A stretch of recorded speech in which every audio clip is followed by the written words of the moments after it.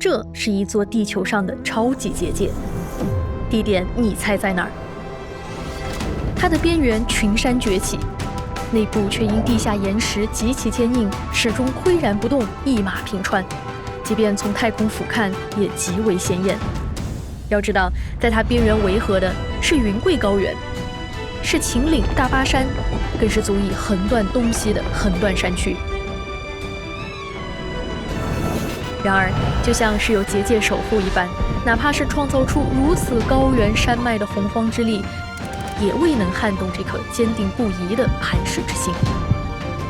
那么，这座超级结界会如何让四川改天换地呢？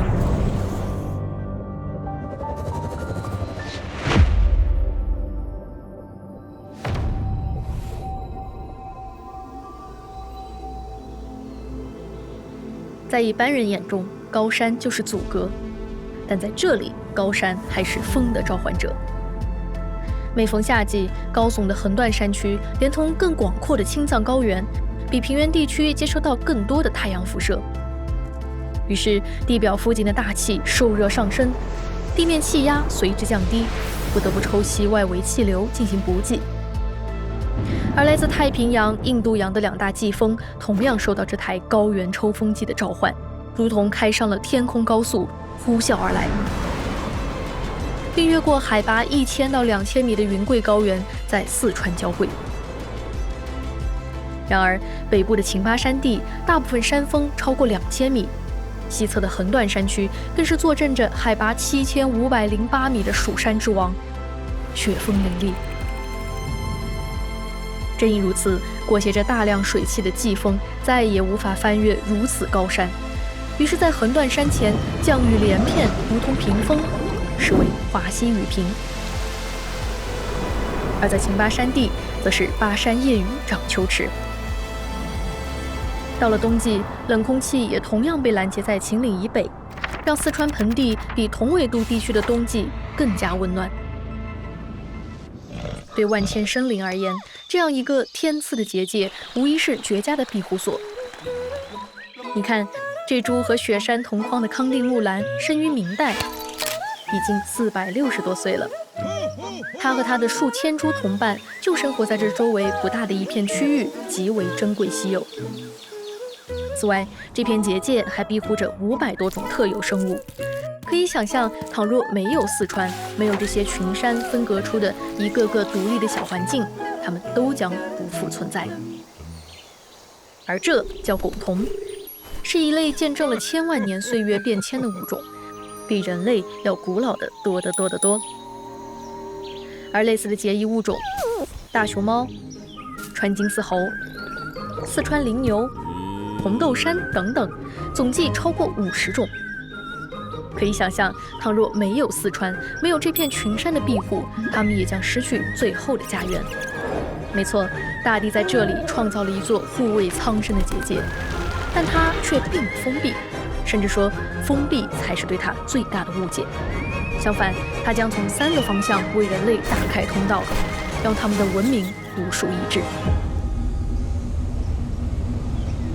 打开第一条通道的是岷江，它和它的一众支流沿着大地的薄弱处切出数千米深的峡谷，最终甚至直接劈开横断山的阻挡，一头冲进四川盆地，将裹挟的泥沙冲击出肥沃的成都平原。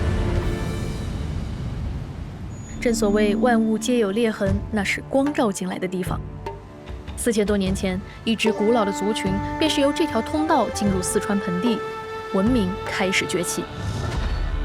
他们创造出世界上从未有过的神器：兔子的长耳、雄狮的鬃毛、虎豹的身躯、犀牛的肘部、鸟类的尾羽。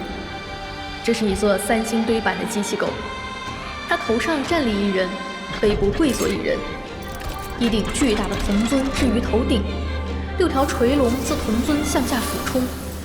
无数的考古学家震惊了，究竟是怎样的想象力才会诞生出这样的作品？不仅如此，他们的生活中既有和中原相似的青铜器样式和铸造技术，也可见北方常见的小米和黄米、长江中游常见的水稻种植，甚至可能来自遥远印度洋的海贝。或许尔来48000岁不与秦塞通人烟，也只是诗人的臆断。事实证明，结界为古蜀人打开了通道，也给了他们海纳百川的视野。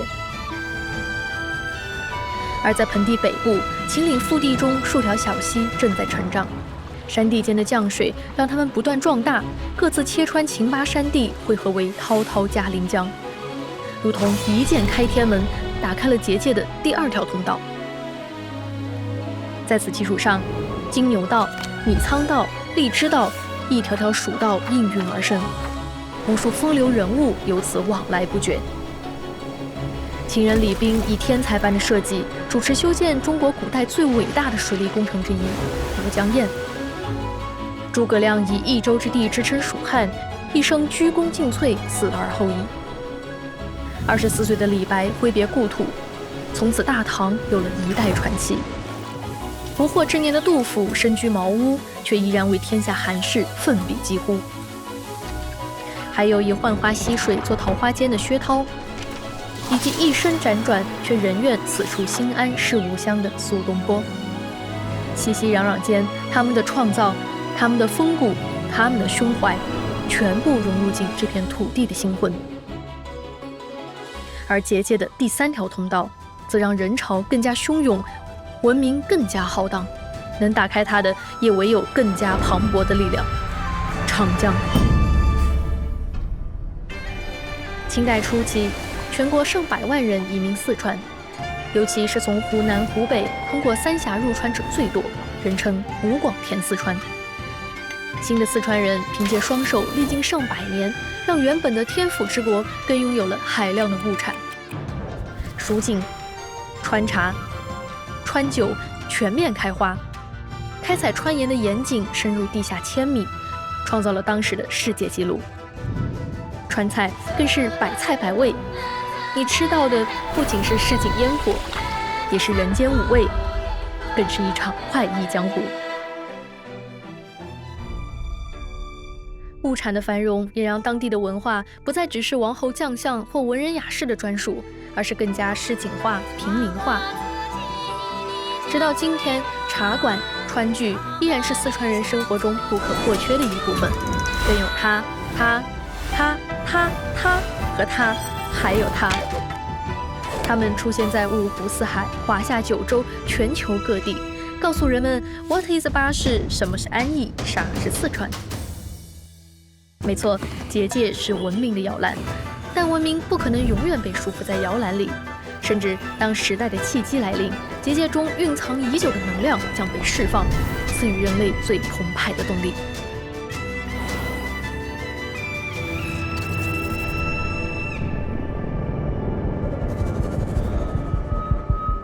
这是世界上最高的大坝，高度超过100层楼，但坝顶最窄处只有16米。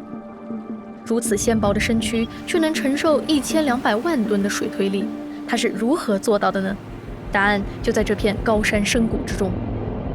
当你换个视角，会发现狭窄的雅砻江峡谷恰好能卡住大坝的拱形结构，从而利用两岸坚实的山体分担坝体承受的推力。而在它下游不远处，雅砻江突然掉头转向，形成一个近乎180度的大拐弯。仅凭2级水电站便直接用隧道将中间的山体打穿，这样一来就能直接利用上下游的天然高差进行发电，不必再建设高坝拦水。但这还不是全部，无数高山峡谷中蕴藏了巨大能量，让四川成为中国水电装机容量第1大省。再通过一条条超高压、特高压输电线路，将滚滚电力送往千里之外。或许此时此刻，你摁下开关，听到的正是滔滔川江奔腾而下的声音。同样巨大的能量也藏在地下世界。如果说这是地层深处的甲烷分子，或许很难理解。但如果告诉你这就是天然气呢？作为中国天然气储量第1大省，一条条输气管道从这里出发，堪比巨量引擎点燃更广袤的土地。而蜀道也成为了新的蜀道，它们连接云贵高原，穿越秦巴山地，击破横断山脉，甚至冲上9重云霄，让超级结界化身超级枢纽，也成了辐射全国的发动机。